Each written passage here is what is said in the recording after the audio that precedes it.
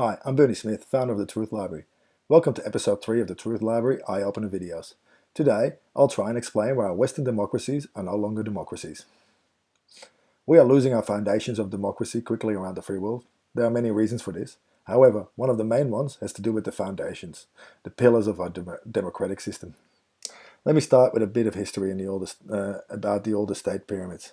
As far back as there has been a monetary system, there has been an estate system, a system we still see in the background of our society nowadays. In the Middle Ages, you had royals at the top, the nobles just below, and then below them, slightly above the rest, were the knights and dames. After that, on the bottom, we find the peasants. They were the ones paying for most and owned the least. Does this remind you of something or somebody in our current system? In France, they looked a bit different. Before the revolution, there were 3 estates, the first one being the church, the second the royals and nobility, and the third one everyone else. The French Revolution came about because the third estate took power. The French Revolution is also the birthplace of the 3 pillars of democracy, a democratic system that values the people at the bottom, a system that values their rights and voices. In this more detailed version, you can see that after a while they added more estates to the pyramid. They added the 4th, 5th and 6th estates, growing with the changing society. You can see that the press and businesses started getting more and more power in our society, taking a prominent place into the estate pyramid. Let's have a look at the 4 main pillars of society, and I'll try to keep it simple. The first one is the executive. These are the people in cabinet, elected by us to manage and run our countries. Their job is to come up with plans and implement them. They are the ministers, secretaries, premiers, presidents, and prime ministers of the world. The second pillar is the legislature. They're the people in parliament who are also elected by the people. The senators, representatives, members of parliament, and lower and higher house members. They're supposed to check that the laws and systems implemented by the executives are what the people want. They are a second level of security built into our society to make sure that the voters get what they voted for. The third pillar is the judiciary system. These are our judges and courts. They are there to make sure that whatever the first 2 pillars decide is lawful and constitutional. Everyone in society has a chance, or should have a chance, to fight what they find unjust in a court of law. The judiciary system is supposed to be completely independent from all other arms of government. These were the 3 main pillars of government, which were created after the French Revolution. The French thought that with this system there would be enough fail-safes to stop corruption and the older state system returning. The US copied this system completely when they wrote their constitution and became independent. A 4th pillar started to become part of this system in the 19th century. The press. The media was making headway and asking questions about the 3 other pillars when they started to go in the wrong direction. The press are supposed to ask these questions, report on problems, fraud and corruption, make sure that the people who make up the first 3 pillars are ethical and were working within the best of the constituents in mind. Can we see a problem yet? So let's have a look what is really happening. The executives aren't really working for the people. They work for the corporate interest, which gets them elected. The legislators aren't really checking them either because they report to the same corporate interest as the executives. They're all getting their money from the same corporations and interests. Even the judicial system has been infiltrated, and many laws are favored towards the corporate interests. Once a law passes, it takes away the ability from judges to be partial and fight for the people.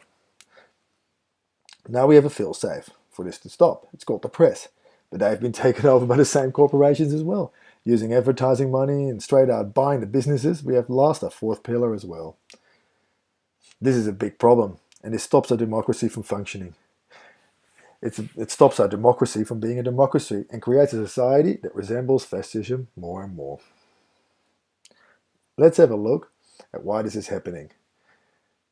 The corporate influence in our democracy. The corporate powers participate in the consultation of new ideas and laws with the lawmakers. They provide their experts for testimony so the lawmakers will follow their agenda. And they control some of the people that have to draft the legislation in the end as well. The influence caused by courting judges and lawyers, whining and dining, you might say. They delay and sabotage laws they don't want to be implemented. Money is no object to them. And they can get the government to amend laws they don't like. They have access to government committees and think tanks. They can influence politicians and hold power over their positions. They do this by funding individual and party campaigns. They throw parties and offer trips. They indirectly buy the whole system, and it works.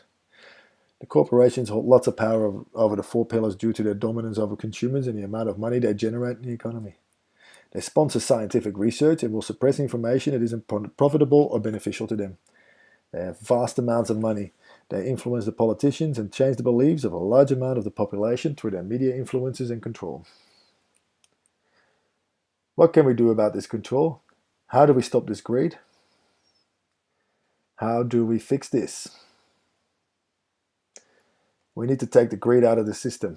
We need to understand that not everything should be profitable. Our health and well-being should not be something that some people get enriched by. Pharmaceutical companies should be funded by governments to create a healthy society and population, not a greedy drug-pushing system that we have now. Our food system should be fair so the farmers and consumers get the best deal, not the corporations in the middle. It's time to stop the corporate greed. What we need is for the fourth estate, the media, the journalists, the press, to do their job, to do what they are supposed to do, to make sure that our politicians govern with our best interest in mind, to make sure we aren't lied to. And when there is a doubt of a politician or corporation not functioning as they should, then they have to report on it, without bias, without being afraid of the corporate and government retributions. All these corporate influenced media corporations need to be put out with the trash. If we don't change our ways, we will end up in a fascist and enslaved society, where only the privileged few will have access to all what we ever need. But if we fight, we will use our powers so we can get what we need. A society where there's plenty for all and we live in a fairer way.